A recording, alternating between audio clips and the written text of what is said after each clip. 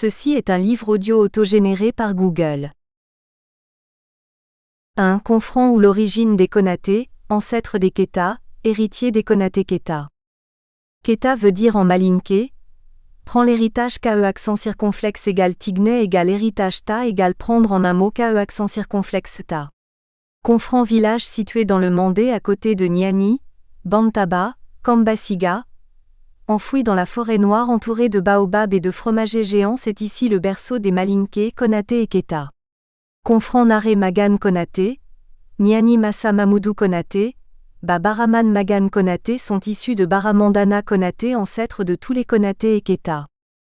Il faut retenir que le berceau de tous les empereurs du Mandé est Confran où sont issus tous les grands conquérants du Mali dans l'Afrique de l'Ouest, un vaste territoire qui s'étend de la côte atlantique au centre du désert saharien sur les vestiges de l'empire du Ghana, qui atteint son apogée vers le Xviii siècle. Le premier empereur du Mandé fut Sundiata Keita, fils de Nare Magan Konaté, qui choisit Niani comme capitale et proclama la charte du Mandé à Kouroukanfouga. Son père Nare Magan Konaté mourut en 1218 et Sundiata est devenu le premier empereur qui a pris l'héritage, d'où le nom Keita, après avoir vaincu Soumaoro Kanté en 1235 à la bataille de Kirina. En 1255, Sundiata est mort de façon mystérieuse des suites de noyades, d'autres pensent à une trahison montée, et son fils Mansa Oulé lui succédera vers 1256 jusqu'à en 1270.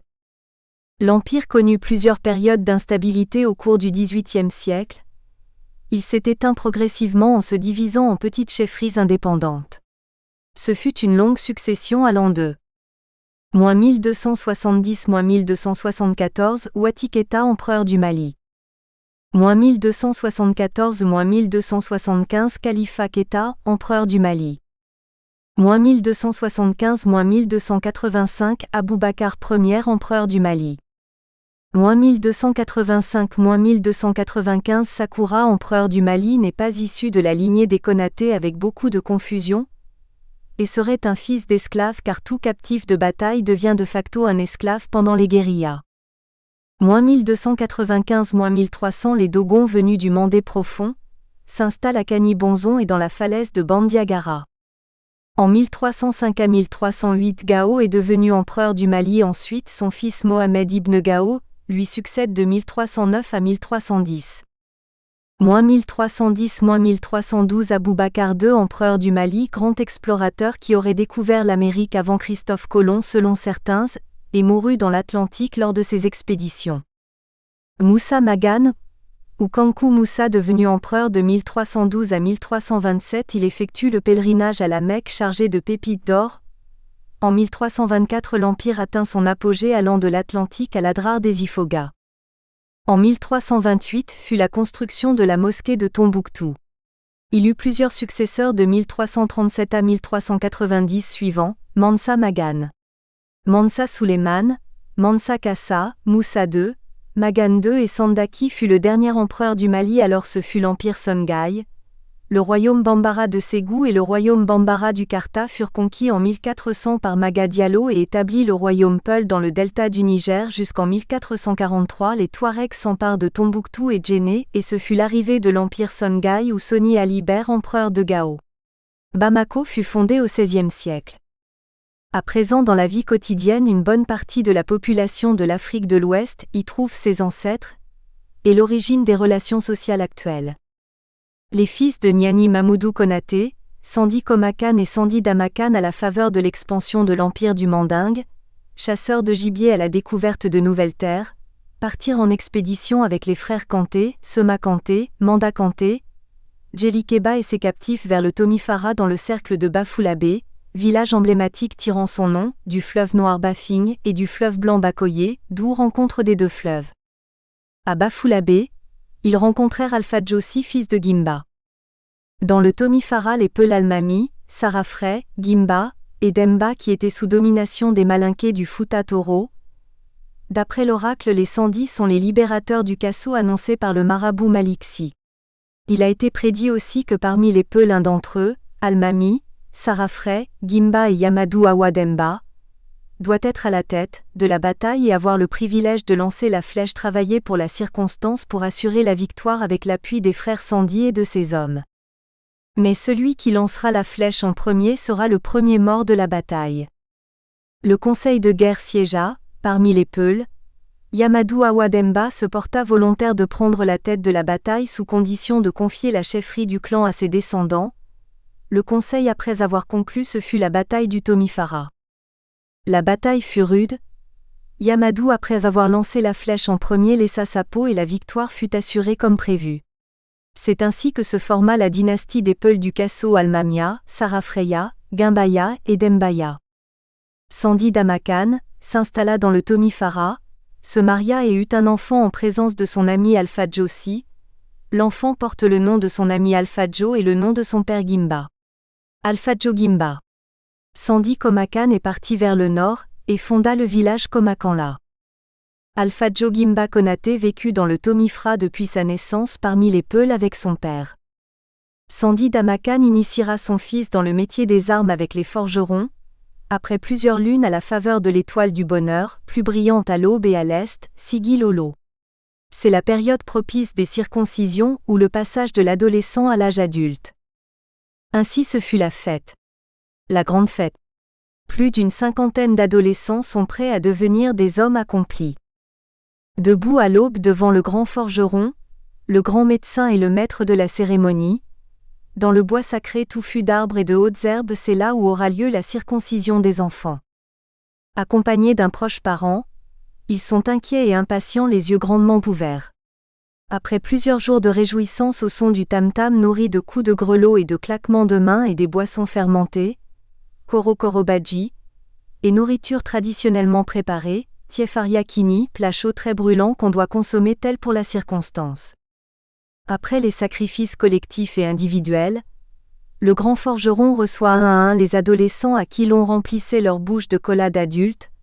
Avant d'être circoncis en un temps record, les enfants sont circoncis dans une douleur extrême sans cri, la bouche remplie de cola d'adultes bien broyés à la veille. Que la fête commence. Les enfants sont devenus des hommes. Dans chaque foyer c'est la fête car il y a au moins un enfant de chaque famille parmi les circoncis.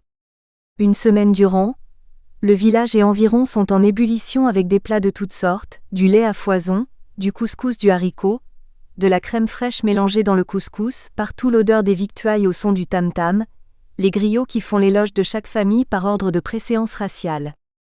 Cette fois-ci le privilège est réservé aux hommes de caste qui sont en premier, car ils sont les maîtres de la cérémonie. Les youyou écrits accompagnent le récit du griot qui reçoit des cadeaux de la part de l'assistance au nom du chef de famille, cité ainsi de suite jusqu'à la fin de la liste. La circoncision est le début du passage de l'adolescent Bilakoro à l'homme adulte, Tiebolen W. Les enfants circoncis ont 3 semaines d'apprentissage loin des parents dans la forêt, où une hutte a été aménagée pour la circonstance. En effet, les 3 semaines sont consacrées à faire non seulement la guérison des plaies, mais aussi apprendre les rudiments d'un homme accompli en 3 phases, d'où le chiffre 3, 3, est le propre de l'homme. La première semaine. Les circoncis, les Solima DENW, sont installés dans la hutte et sont soignés par le grand maître Zémé, avec la participation des hommes de bonne volonté, et chaque famille apporte des plats succulents au lieu de l'internat où le Zémé dispose chaque jour de copieux repas pour les enfants.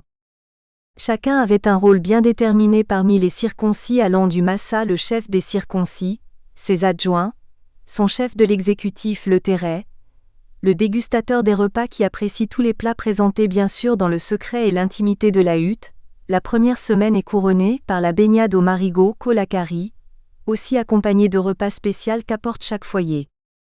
C'est aussi l'endroit où l'enfant apprend à travers les contes nocturnes, à la lueur d'une lampe à l'huile de beurre de karité, des exemples de bravoure, de sacrifice pour les causes justes de la vie communautaire, la tolérance, le respect des grands-parents, les aînés, l'honneur et la parole donnée, toute une série de leçons sur la vie communautaire, de morale et d'initiation au culte, mises à sa disposition.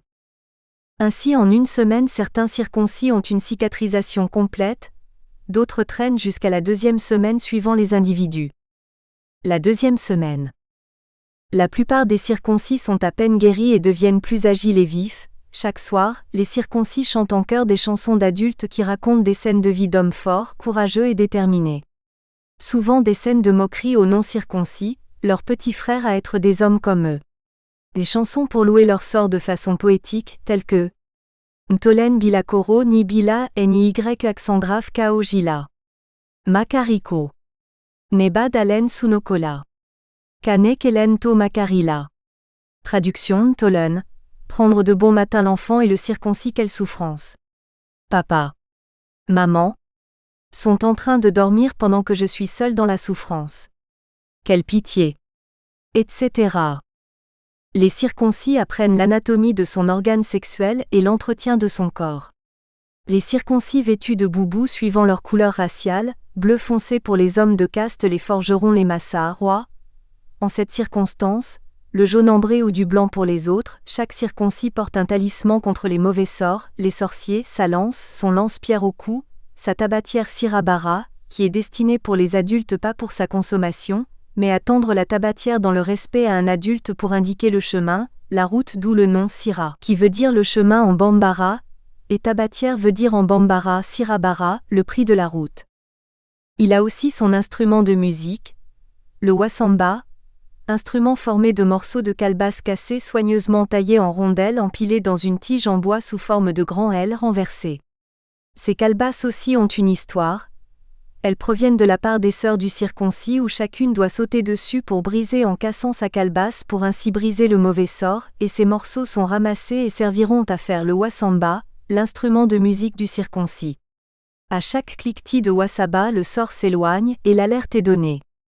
La deuxième semaine aussi se termine par la baignade au marigot ou au fleuve, deuxième kolakari, suivi de repas et crème fraîche, le déguet, en provenance de chaque famille du circoncis. La troisième semaine. Tous les circoncis sont guéris. C'est l'épreuve la plus dure qui commence par des battus collectifs à l'assaut des perdrix, lièvres, pintades et petits animaux forestiers. Le jeu consiste à aller en groupe à la recherche des petits volailles. Les perdrix et pintades, quand il y a une horde de pintades, on fait un grand bruit, elles s'envolent et on les pourchasse en courant. Après leurs premiers atterrissages, nous comptons 1, Kay et Hélène. Ensuite, un grand bruit avec vacarme, elles s'envolent encore pour atterrir, nous comptons en chœur, 2 Fila. Et pour la troisième fois un grand bruit pour les faire envoler, nous comptons 3 Saaba. Et à L'. Assaut avec vitesse, cette fois-ci les oiseaux ne peuvent plus voler après 3 envolées. C'est vraiment la course de vitesse avec des bâtons, ou des chiens pour les attraper. Comme de vrais guerriers mandingues, la hutte est pleine de perdrix et de pintades par la cinquantaine de circoncis devenus des adultes accomplis. C'est encore la réjouissance au village, au son du grand tabalé, le rassemblement pour voir le trophée de battu des circoncis. C'est la fête au village avec des plats partout et beaucoup de gibier pour agrémenter la sauce fumante qui remplissait l'air et attirait les fauves et les hyènes. C'est encore une bonne occasion pour les donzos chasseurs du village pour se mettre à l'épreuve. Après 3 battus, c'est bientôt la sortie des circoncis et la dernière phase, l'épreuve du feu qui consiste à faire un bûcher de feu. Les circoncis doivent courir pourchassés par leurs aînés munis de fouets, sauter la bûche de feu et en direction de la hutte.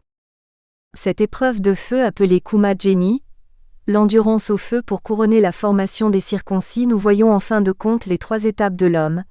L'endurance du fer par la circoncision, l'endurance de l'eau par la baignade au fleuve ou au marigot kolakari, et enfin l'endurance du feu par le Kuma Jenny. À cela les 3 étapes de la vie de l'homme, la circoncision, le mariage, le baptême, et dans l'habillement aussi les 3 étapes, le pantalon, le boubou et le grand boubou. Ainsi drapés de longs boubous blancs de cotonnade, les nouveaux hommes sont accueillis à la grande place du village sous l'ombre du grand témoin, le baobab qui a vu naître plusieurs générations. C'est la fête qui commence à nouveau au son du tam-tam nourri de battements des mains et de you-you, les hommes sont présents, debout fiers guerriers du mandingue futur chef de famille. Ensuite la cinquantaine de chevaux sont présentés au public et vont être chevauchés par les nouveaux hommes. Après une course effrénée avec les chevaux, où il n'y a pas de vainqueur ni de vaincu, simple démonstration, sous ovation du public, le chef de village donne un nom au groupe des circoncis. Les Massassis, ce qui veut dire les issus du Massa, Massa veut dire roi. Alpha Gimba Konaté devenu homme, fils de Sandi Damakan se maria avec Bamori Touré et donna naissance à 3 enfants, Fagwimba Oulé, Keoulé, Mahadi. Fagwimba Oulé, il vécut à Minjé, Kontela, puis à Bafulab et il eut Tikiton, Dindin Koutaba Mori, Bintaba Mori, Woyo et Moussaba Konaté. Keoulé, deuxième fils d'Alpha Jogimba Konaté, ancêtre des Konaté de Sansankidi. Son fils Keoulé Mamoudou épouse une des filles de Damanguié Diawara. Ils donnèrent naissance à Yeri Koroba Konaté, Yerim Tini Konaté, Nare Makan Konaté ou Soulakamousou Konaté et Sanou sont leurs descendances. Cette dernière est l'épouse de Idrissa Diarra, cousine de Mamadou Kaeouleba et de Mamadou Demba, alia Mamadou Oulé ou Bouane Tini. Sanou est l'épouse de Bakari Baka, Sanou est la tante de Baka dans la lignée des Konaté. Mahadi, troisième fils d'Alpha Jo, serait parti avec sa tante maternelle mariée dans la famille de Gon Koulibaly dans le Worodougou, et séjournait avec sa tante et Mahadi eut un seul garçon Makan Konaté. La lignée de Fagwimba Oulé composée de Tikiton, Dindin Koutaba Mori, Bintaba Mori, Woyo et Moussaba Konaté. Tikiton n'a pas laissé de descendance. Dindin Koutaba Mori et Bintaba Mori furent mariés à Oussibidjania et sa sœur à Kontela. Woyo se maria avec Ouroufouné Diallo, une fille de Ouadembaya Udambouba Konaté qui a eu Boublé Koroba Konaté, et l'homonyme de Boubli, le père de Mamadou Dambou Konaté dit Doudou qui est l'homonyme de Dambou. Mamadou Dambou dit Doudou avait deux sœurs Djao Konaté, et Siraba Konaté leur mère Seynabou Sarr la femme de Boubalé Konaté qui s'installe au Sénégal à Saint-Louis. Doudou naît le 2 octobre 1923 à Saint-Louis au Sénégal à la même année que le premier fils de Mamadou Konaté Kibili, Demba Konaté. Mamadou Dambou dit Doudou s'installe en Côte d'Ivoire vers 1950 et est devenu fonctionnaire au ministère de l'économie et des finances au Trésor, puis à la mairie de Bouaké, homme de principe respectueux des concepts de la famille, très serviable et généreux, très pieux, bon musulman. Il tire sa révérence le 21 novembre 1997 à Bouaké. Jélike Konaté de Minjé, leurs descendants seraient, sous l'épouse de Tidiane Fadiala Keita Sou et de Soumaïla Konaté. Thieoulé Konaté de Mandié, Boubacar Konaté commissaire de police. Moussaba Konaté fils de Fagwimba Oulé, épousa Gundobla et Doussouba, Gundobla et eut 10 enfants. Au fait, Gundobla n'est autre que la déformation de Gundoboula qui veut dire Sissoko ou Damba. Les enfants de Gundo ci-dessous cités. Bako Kama Ukamba, Demba, Keouleba, Sané, Dankoutoun, Gimba, Mbouye, Kourangouran, Numukunda et Madi. Doussouba, seconde femme de Moussaba, eut un enfant Makan qui s'installa dans le Worodougou. Sa descendance après 3 générations issues des Konaté aurait eu 6 enfants Djeneba, Rokiatou, Natogoma, Sita, Marietou et Mamadou. Photo ci-dessous. Bako Kama Ukamba fut marié à Mindié et Sané fut à son tour marié à Kontela. Demba et Keouleba séjournent à Bafulab et Demba épouse Fatouma Oulé tandis que Keouleba épousa Fatoumata Mamassi, Bagundo et sa fille Tata, Daoulé et Bampere, Bapierret. Fatouma Oulé fille mort, eut Mamadou Oulé Bouantini, Marikani, Sané. Fatoumata Mamassi, descendante des Peuls du Kasso, eut Mamadou Keouleba, Bakoroba, Bakari Baba et une sœur Djongoy Souko Bibi. Moussaba Konaté avant son séjour de Bafulabé s'installa derrière les collines dans le Sanga précisément à Djalan, à côté des Kassons KE accent aigu vers 1805 à 1830, quand le royaume du Kasso fut confié aux descendants de Awa Demba Diallo. Alors René Caillé entre à Tombouctou en 1820 juste sous la domination de l'empire du Massina par Sékou Amadou. Sékou Amadou son règne a duré quelques années et vers 1830 il est mort. À Sikasso en 1845 Massa Daoula Traoré devient roi du Kénédougou. À la mort de Sékou Amadou, son fils Amadou Sékou lui succède à la tête de l'empire Peul du Massina.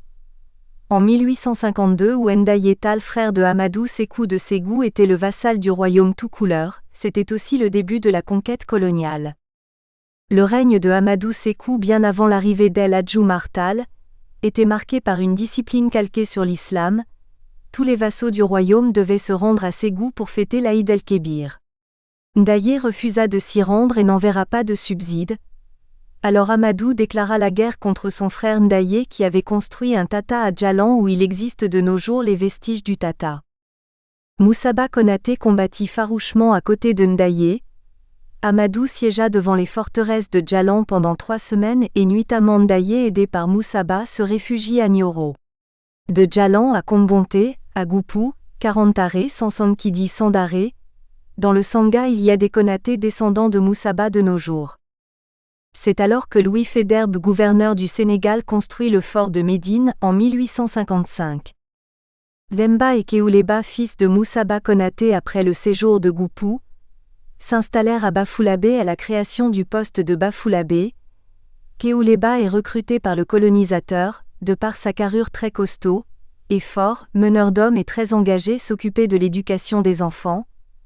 Très tôt il eut la sympathie du colonisateur et est devenu brigadier de police. Après la construction du fort de Médine, ce fut la conquête de Bamako et la conquête de Ségou par le lieutenant-colonel Louis Archinard. Caille était la capitale du Haut-Fleuve et relevait du gouverneur général de Dakar. Le Haut-Fleuve comprenait 10 cercles: Bakel, Médine, Bafoulabé, Badombe, Kita, Koundou, Bamako, Niagasola et Sigiri. Au fur et à mesure que la conquête se poursuivait, le Haut-Fleuve s'agrandit. Vers 1890, Ségou est conquis par Archinard. Le Haut-Fleuve, avec les conquêtes successives, eut son indépendance par le décret du 18 août 1890 et devient le Soudan français. Ainsi, le premier commandant supérieur du Soudan français est le lieutenant-colonel Archinard, 1890 à 1891. À la faveur de la création de la colonie du Soudan français, Kéouleba s'installa à Kati. Selon la tradition orale, le vieux Djeli Fili Sako, Kéouleba alias Tiebleba a eu son fils 3 ans après leur arrivée à Kati. Mamadou Konaté, fils de Kéouleba, serait né vers 1894 au lieu de 1897 officiellement transcrit dans les archives selon les gens de parole. Il est né juste une année après l'intronisation de Babamba Traoré comme roi du Kénédougou le 28 avril 1893. Son petit frère Bakari Konaté est né vers 1898. À la faveur de la création de la colonie du Soudan, en 1891 Bamako devient chef-lieu de la région avec 3 cercles: Sigiri, Bamako et Bougouni. À cette époque, la colonie du Soudan comporte au total 5 régions. Au nord, Tombouctou, nord-est Ségou, est Bamako, sud Bissandougou et du Sahel Nioro. Et 3 cercles indépendants, Kaï, Kita et Bafoulabé. Fin 1896 et crée Niger-Volta en 1897 la région Est Massina. Bamako supplante Kaï définitivement en 1907 et le transfert de la résidence en 1924. Kéouleba inscrit tous les enfants à l'école coranique pendant 2 ans avant de les inscrire à l'école des Blancs. Depuis Kaï, Bafoulabé, jusqu'à Kita, il surveillait les enfants comme le lait sur le feu. Konaté Mamadou, élève très brillant, gravit les échelons et fut admis à l'école de Gorée en 1916, où l'élite était inscrite. À cette époque, Koumi Diosé s'opposait à la pose des rails et ce fut la bataille du Bélédougou, Kodialan de Nongkon, de Massantola et de Koumi. Ce fut un grand massacre. L'infanterie coloniale munie d'armes automatiques et de canons n'est pas passée outre mesure et met fin au règne de Koumi Diosé qui fait sauter sa poudrière avec ses lieutenants et sa fidèle femme. En 1916 à 19 ans, date d'entrée de Mamadou Konaté à William Ponty. Il en sort major de sa promotion comme instituteur en 1919 à l'âge de 23 ans. À l'école William Ponty, il rencontra plusieurs camarades comme Félix Houphouët-Boigny qui n'avait que 13 ans, Fili Dabo Sissoko 15 ans, où il fut leur surveillant pendant que lui était en train de sortir et rentrait. Élève, parlant de sa vie scolaire, on ne saurait parler mieux que le haut-commissaire de la République en AOFMB. Cornu-Gentil, écoutons-le. La vie de Mamadou, c'est l'exemple que la génération qui monte imitera. C'est l'histoire que demain les vieillards racontent aux enfants à la manière dont commence toute parole islamique. Un jour entre les jours, il y avait. Cette histoire racontons-la aujourd'hui même et par nous-mêmes. Un jour entre les jours, il y avait au Soudan français, voici de longues années, un petit enfant qui s'appelait Mamadou comme beaucoup d'autres d'enfants. Son père lui apprenait la loi du prophète, et travaillait durement pour faire vivre la famille. Le petit Mamadou était comme tous ses camarades vif, éveillé, actif. Mais il avait quelque chose de plus que les autres. Dieu lui avait donné les yeux pour voir plus loin, des oreilles pour mieux entendre, une tête pour mieux comprendre, un cœur pour aimer. Et voilà que le petit Mamadou entra à l'école française, où l'on apprenait les choses qui permettaient à celui qui les savait, non seulement de se conduire, mais conduire les autres. Et dans la classe, le petit Mamadou fut le meilleur élève. Parce qu'il était le premier, il fut choisi pour aller à la grande école William-Ponty dans l'île de Gorée, célèbre par son histoire, et à son tour, Mamadou devenu instituteur se mit à enseigner ses frères. Il fut aussi bon maître qu'il avait été bon élève, et les enfants qu'il instruisait l'aimaient et l'admiraient. Fin de citation. Son sérieux fait de lui surveillant général de l'école William-Ponty, au détriment des citoyens français qui avaient le privilège sur les indigènes et les fils d'indigènes.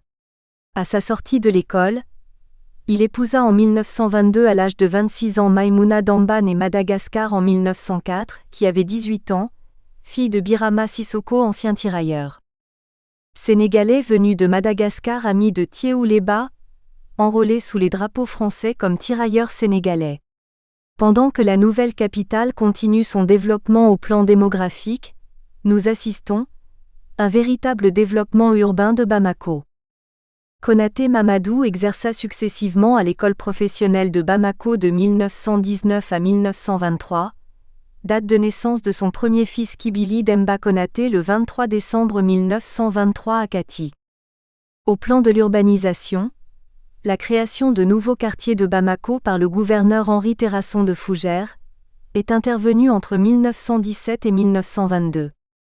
Bamako Koura est créé, et Wolofo-Bougou aussi est créé pour héberger les anciens tirailleurs sénégalais. Le beau-père de Konaté Mamadou, Birama Sissoko ancien tirailleur a eu son lot à usage d'habitation à Wolofo-Bougou, d'après la version orale de Mémé Maïmouna Damba première femme de Konaté Mamadou.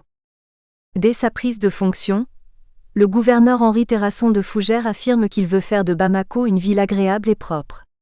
Il s'appuie sur l'arrêté du 25 novembre 1919 qui réglementait les permis d'habitation accordés aux Africains, aux abords des agglomérations européennes, je cite, « Il est réservé et sera déterminé spécialement pour chaque cas, aux environs et à proximité des agglomérations européennes de la colonie, un périmètre destiné à l'établissement de villages exclusivement affectés à l'habitat des indigènes. Les lots seront attribués, et un permis d'habiter leur sera remis. Ils pourront y élever des constructions. » Fin de citation. Ainsi Henri Terrasson de Fougères prévoit la création de 4 quartiers indigènes. Bamako Koura, situé à l'ouest du quartier européen et au sud de la route de Kati. Il continue le lotissement déjà créé en 1918 jusqu'au Farako, et jusqu'à une ligne sud-nord allant de la route des Grottes à la route de Kati. Bamako Oureda, situé à l'ouest de l'usine des travaux publics. Il continue le lotissement le long de la ligne électrique et le prolonge jusqu'à la zone d'inondation de Sokonafin. Ce lotissement sera baptisé Kolokoto-Bougou puis Dar-Salam. Bamako Madina, situé à l'est de la ville européenne et au nord de la voie ferrée. Il veille à assurer le tracé définitif de la rue Fray prolongée qui sert de base au lotissement de ce quartier Terrasson, préconise de continuer le lotissement vers l'est. Ce sera Médina Koura. Bamako Douma, situé à l'est de la ville européenne et au sud de l'emprise du chemin de fer jusqu'à l'extrémité sud du village indigène. Ce lotissement sera effectué dans le prolongement de celui de Madina, 1 degré en bordure de la route de Koulikoro, 2 degrés entre la route de Koulikoro et celle de Sotouba, après avoir laissé libre en passant de la rue Fray une place de 5 hectares, 3 degrés entre la zone d'inondation du fleuve en réservant l'avenue Faidherbe prolongée. Ce lotissement deviendra en réalité les quartiers de Nyarela et de Bagadadji, et la place dont il est question sera la place de la République. En 1922 à 1923 sont lotis Tourella, futur Bagadadji. Médina Koura, destiné à remplacer Sofa-Bougou, appelé aussi campement, qui était situé au niveau du Grand Hôtel et qui hébergeait des familles déserteurs de l'armée de Samori depuis 1884. Le chemin de fer cette zone pour l'agrandissement de son emprise.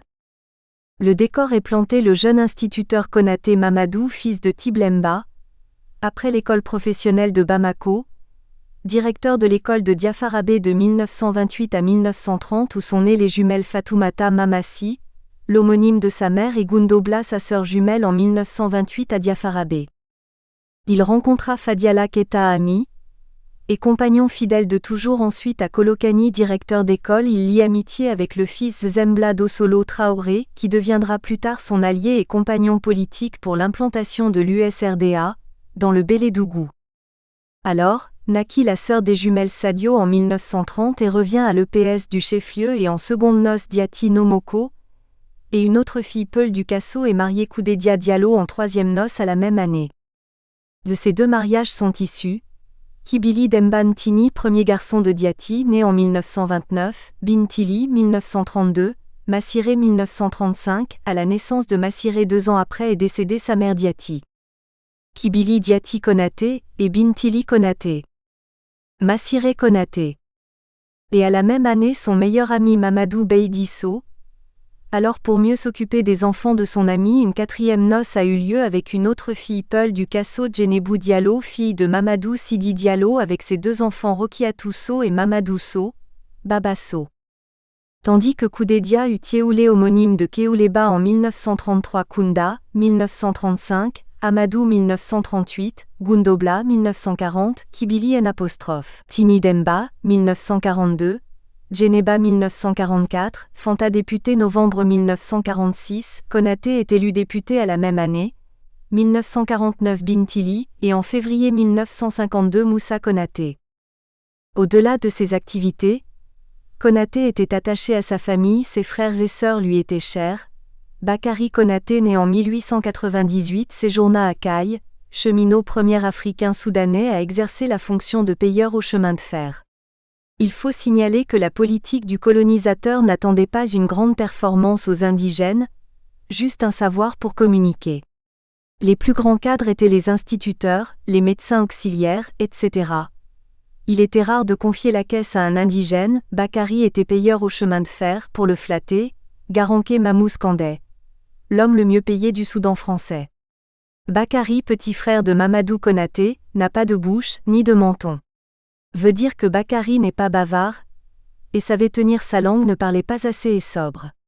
Bakari eut en première noce Mama Sangaré, et en seconde noce Aminata Sall. À la faveur de la création de la ligne du Dakar-Niger, et de l'autonomie accordée aux indigènes, Bakari a été embauché au chemin de fer à la création de la gare de Bamako, inaugurée en 1924 par Vincent Auriol, qui emprunta le train pour la première fois de Dakar à Bamako. Nous espérons que vous avez apprécié cet aperçu. Pour continuer à écouter ce livre audio sur Google Play Livres, utilisez le lien dans la description de la vidéo.